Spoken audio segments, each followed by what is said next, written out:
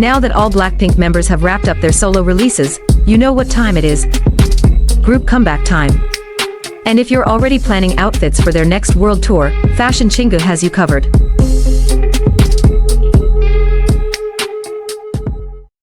Oh, but that's not all.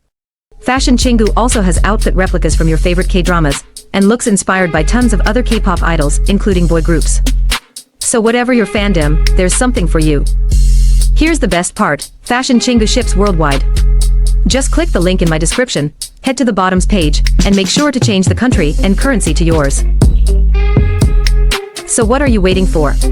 Start shopping now.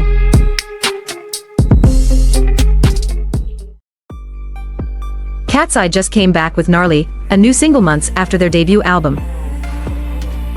And ever since, the internet's been full of conversations, viral posts, strong opinions, and a lot of back and forth. I've been following quietly, but now I'd like to share my own thoughts. In this video, I'll start by going over the 2 viral posts about KATSEYE's performance line.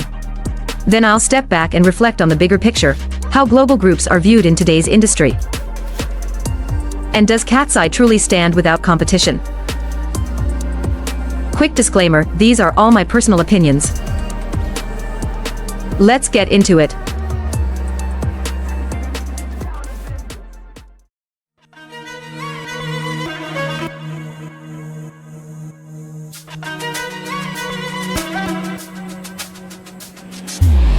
When people saw KATSEYE's comeback with Gnarly, many were taken aback by Daniela's sudden intensity, especially her bold, almost theatrical facial expressions. For some, it felt like a big shift. But for anyone who followed Dream Academy, it wasn't random. Back in Dream Academy, Daniela initially struggled. And the show didn't sugarcoat it. No matter how solid her vocals or dancing were, her facial expressions didn't sell the performance. Sun even said, "There's no sign of growth." Then came the wake-up call. Missy dropped a line that cut deep, "You can't fix this. You're gonna go home." That wasn't just critique.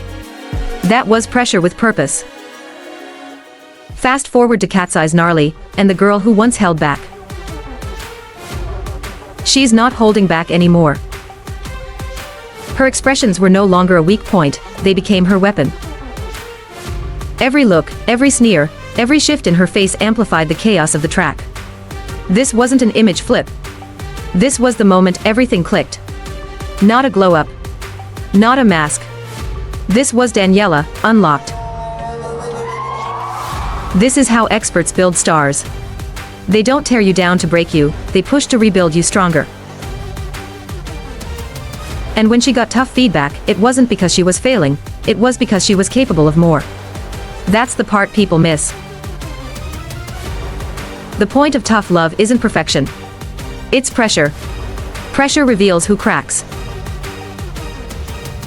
And who rises. The Daniela we see now. She's just the beginning of what the mentors have seen in her from the very first day. So next time you see mentors pushing trainees out of their comfort zones, understand this, they aren't just being tough. They're recognizing raw talent too valuable to waste, just waiting for the right push to ignite. Daniela's growth reminds us that transformation isn't accidental, it's intentional, and often the result of pressure applied in just the right way. But pressure alone isn't enough. The environment has to allow that growth to flourish. And that's where Megan's story takes us. There was a viral post on X that stopped me in my tracks. The post was centered around KATSEYE as a group, but it featured Megan's fancam, and it stirred up chaos. Because of the nature of the caption, it was inevitable that other K-pop idols got brought into the conversation and compared. That could have been fine if it led to healthy, constructive discussions. But unfortunately, it didn't. More than the backlash, what it exposed was a deeper misunderstanding. That training automatically guarantees output. That if you're trained in K-pop, the results should all look the same. But that's not how it works. KATSEYE trained under the same rigorous K-pop system: stamina, synchronicity, vocal control, discipline. But here's what people often overlook: yes, training builds skill. But it's the industry that decides how that skill gets used. And that's where KATSEYE breaks the mold. I've said this before in a past KATSEYE analysis, and I'll say it again. I'm thankful Megan debuted in a global idol group. Because if she had debuted under a traditional K-pop agency, there's a very real chance that the Megan we see today, the one who commands the stage with raw, fearless energy, might have been told to tone it down. Thankfully, KATSEYE is built to support that kind of individuality, not just for Megan, but for every member. They're synchronized, yes, but never identical. Each member brings a different flavor, and instead of clashing, it all clicks. And because they're a global group, there's greater freedom in this space. They're not confined by the rigid aesthetic expectations that still shape much of the K-pop industry. This doesn't mean K-pop idols can't be bold. Many are incredibly dynamic, but their environment doesn't always allow for this energy to flourish unless the concept specifically calls for it. And when K-pop idols do break free of the mold and show more personality, they often face backlash. Not because they lack skill, but because they're challenging the tightly controlled aesthetic set by the industry. So when people compare KATSEYE to K-pop groups and say they're lazy, it's not just unfair, it's something we need to unpack. The real difference isn't about effort, it's about the freedom to create and express oneself. KATSEYE is encouraged to take risks and perform freely. Their boundary-pushing energy comes from a system that celebrates individuality. Things are evolving, though. K-pop is going global, and global audiences are asking for more variety, more personality, more realness. So no, it's not about who's lazy. It's about which system gives its idols permission to be bold. And this leads us to a bigger question. What does it really mean to be a global group? These days, almost every new idol group is labeled global. But let's be real, most of the time, it's just a marketing term. The word has become overused yet rarely defined. One of the first major moments I remembered a K-pop company openly aiming to create a global group was through Produce 48 in 2018, the survival show that formed IZ*ONE. 이번 시즌의 키워드는 글로벌입니다. 글로벌입니다. It was the first time a major Korean survival show directly partnered with Japan's top idol agencies, signaling a deliberate step toward regional fusion. However, feel free to let us know in the comments if you recall any earlier examples. It followed the success of the first two Produce 101 seasons, which had already gained both local and international attention. To build on that momentum, the producers intentionally partnered with Japanese labels. Why? Because Japan isn't just another market, it's a massive one. For over a decade, Japan has ranked as the world's second-largest music market, according to the International Federation of the Phonographic Industry, or IFPI. From a business standpoint, it made perfect sense, tap into a market that's large, idol-savvy, and supportive of both physical and digital sales. This moment marked a shift, not just in production strategy, but in how K-pop companies branded their groups. Global became a selling point.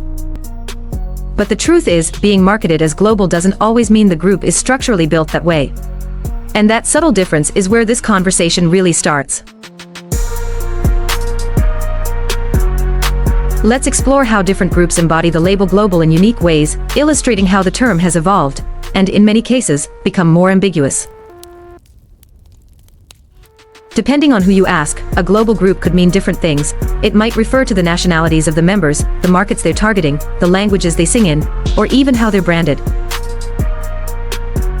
To highlight this flexibility, let's take a look at several examples that demonstrate how global is used strategically, often based on what aspect of the group you focus on. Black Swan is a great starting point.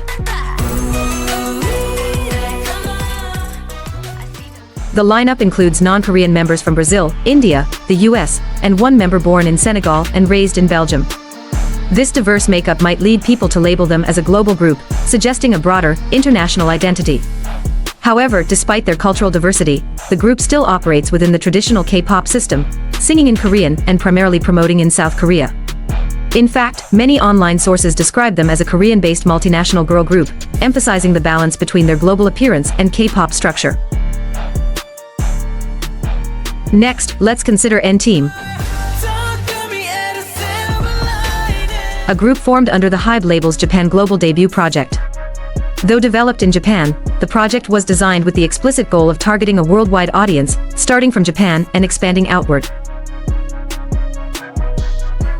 In this case, global doesn't refer to the ethnicities of the members, but rather to the long-term strategy of positioning the group internationally, with Japan as the launch pad.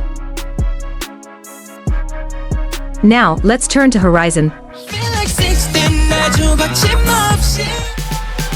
a boy group made up entirely of Filipino members, formed through the survival show Dream Maker, a collaboration between Korea's MLD Entertainment and the Philippines' ABS-CBN. Despite the group being composed entirely of Filipino members, they debuted in South Korea, trained under the K-pop system, and were marketed as a global group. Here, global refers more to their crossover appeal, targeting both Filipino and Korean audiences with hopes of expanding to the broader international market.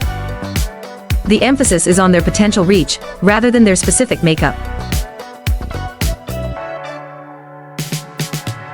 Next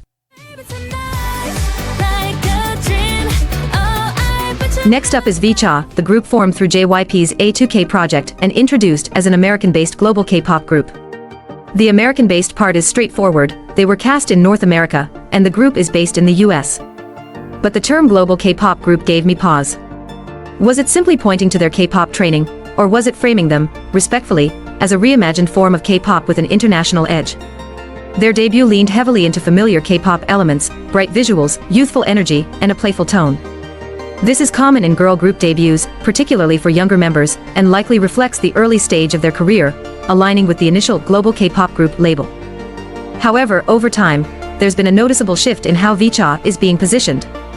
More recently, they're referred to as a global girl group or global pop group, rather than the earlier global K-pop group. This doesn't necessarily reflect a lack of identity on the group's part, but rather signals that the label could still be refining how to position them strategically. In the idol industry, especially with cross-border projects, terminology is deliberately chosen, not just to describe the artists, but to shape perception across different markets. The evolving language around V-Cha could be part of an ongoing process to align their image with global trends and audience expectations. JYP clearly had a bold vision for this project, but like any creative venture, some things are still evolving in response to the rapidly changing global scene. While the label shift hints at a strategic refinement, I initially believed that V-Cha's unofficial hiatus could offer the label a chance to reassess and return with a more defined identity. But their current situation suggests that there are indeed more complex factors at play behind the scenes. Still, that shift in how they're described, from global K-pop to just global, says a lot. It shows how flexible and fluid the term global group has become over time. As I reflect on how V-Cha's identity is still being shaped, I realize that some of my phrasing might sound off or unclear. Since English isn't my first language, if anything came across that way, I truly welcome your thoughts in the comments. Finally, XG, a group that debuted under XGALX, a Japanese sublabel of AVEX, provides a more direct example of a group using the global label as a core part of their identity. Despite all members being Japanese, XG promotes primarily in Korean and English markets, and their music, visuals, and sound align with international pop trends. Their branding revolves around the term X-pop, which they define as music that transcends borders. For XG, global isn't about where they're from, it's about where and how they want to be heard. These examples show that there's no single definition of a global group. Sometimes it's about who's in the group, other times, it's about who the group is targeting or simply how the agency wants them to be perceived. At the end of the day, being labeled global doesn't guarantee international success. It just highlights how flexible and marketable the word has become. That's why KATSEYE's latest single, Gnarly, following their debut album Sis, feels like a statement. If it sounds vocally stripped down, even with Laura mostly talk singing and Sophia barely registering, that's no accident. That restraint isn't a weakness, it's a strategy. Gnarly doesn't try to impress you on first listen. It wants to pull you in, keep you curious. Not every release needs to be pristine or vocally showy. Sometimes the boldest move is pulling back, and that only works when a group is trusted to own their message and deliver it with confidence. When your foundation is already solid, you can afford to play the long game. They're not performing for approval. They're building a world. And that world didn't happen overnight. HYBE already lived through the global rise of BTS, first-hand experience with what success at that scale really looks like. But instead of just replicating a formula, they embedded those lessons into the core architecture of this new group. From training and team composition to performance culture and brand voice, KATSEYE isn't trying to go global. They are global. That's what makes them feel so inevitable right now. The idea of a global group is still forming, more blueprint than norm. KATSEYE is one of the first to approach it with full-scale intention. Not through token diversity or gimmicky rollouts, but through structure, planning, and execution at every level. In a landscape where global often just means non-Korean, KATSEYE redefines what that word can actually stand for. Their foundation spans both the K-pop system and the US music pipeline, but they're not coasting on access. They're using it with purpose. That's the bigger picture behind Gnarly. It's not just a comeback, it's a message. One that says this group isn't boxed in by genre, vocal formulas, or industry expectations. If this release feels offbeat or messy, that's exactly the point. It sets the tone for a group unafraid to pivot, evolve, and surprise. So, does KATSEYE have competition?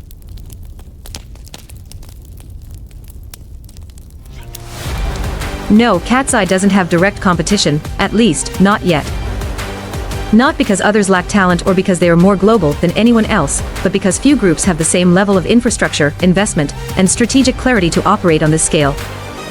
And more importantly, the ability to use that foundation with this kind of precision and long-term vision.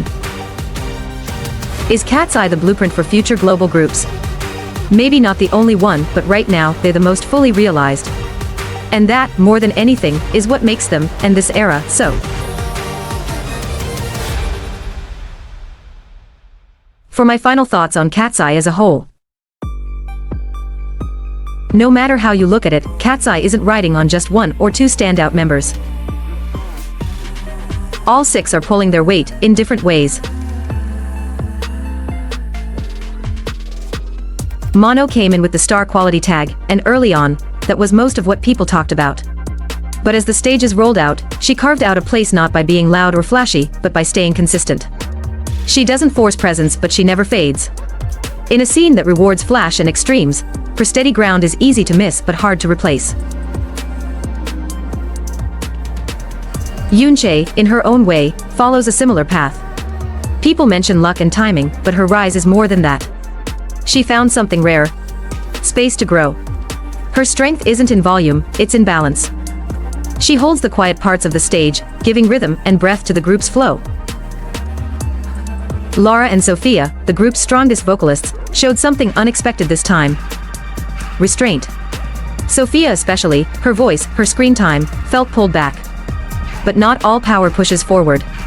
Sophia holds the group from behind, anchoring with calm control.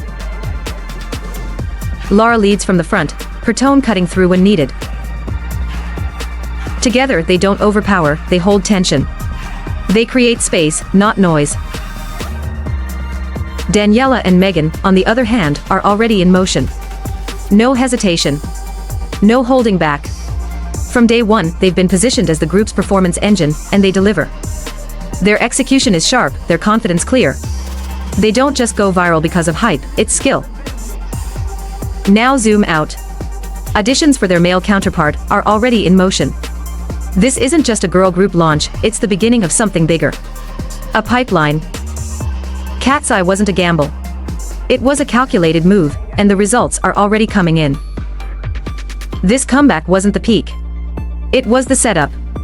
And if this is what they look like while still holding back, just imagine what happens when they finally go all in.